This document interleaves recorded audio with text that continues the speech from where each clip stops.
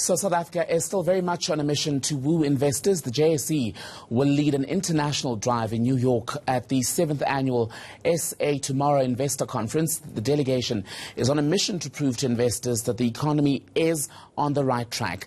The conference comes after the successful second SA Investor Conference that was led by President Cyril Ramaphosa just last week. For more on this, I'm joined by the new JSE CEO, Leila Fourie, who's speaking to us live from New York tonight. Very good evening to you, Leila, and thank you for your time. So this is obviously an investment drive, but what goals have you set yourself going in?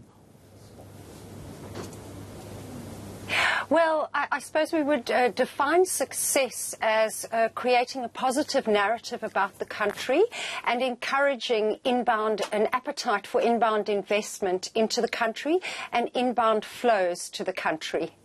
I'm curious about your sales pitch to these international investors, given that we've just had back-to-back bad news for South Africa in the last month. Unemployment is close to 30%. You've got growth revised to below 1%. You've got the state-owned enterprises, the likes of SAA, were reporting tonight, facing mass labour action. How do you even begin to sell South Africa as an investment destination with all of that working against us? Well, although we've got a number of really complex and tricky economic and labour problems that we're dealing with in the country, our problems are not unique to the rest of the world. And so while there is tremendous interest in how we're going to be managing the state-owned enterprises, the mere message that potential labour reductions will be imminent at SAA is sending a very powerful message. And we've had a number of the ministers providing a great deal of certainty and a great deal of support in the work that we're doing to address some of those issues. Insofar as unemployment goes, we shouldn't forget that we do have a very large informal sector in the economy. So we often tend to over-index and overestimate the scale and complexity of our problems. You've rightfully pointed out that investors, among the things they look for is policy certainty. Now, the latest news from Moody's is where they've singled South Africa out along with the UK. Who else is here? Hong Kong and Argentina as countries where they say they've noted an increasingly antagonistic political environment that is undermining growth, weakening global and national institutions. This is, of course, part of a broader picture, but they're saying those 4 areas need to be monitored. What is your response? Well, our response is that that government is doing everything in their power and are very acutely aware. And I think that the medium-term budget speech indicated a very sober and very honest and transparent perspective on the state of the country.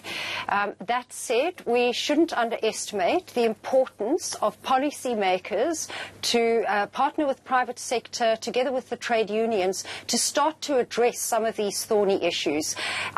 Obviously, the 2 most important policy issues that are on the minds of the Americans that we're engaging with right now are how we deal with state-owned entities and how we deal with the fiscal deficit. And the most important action that investors are looking for, or the most important outcome, is a signalling that indeed we are going to move faster in how we address some of these problems. Let me ask you this then, Leila, because impressions in the business world are as important as anywhere else.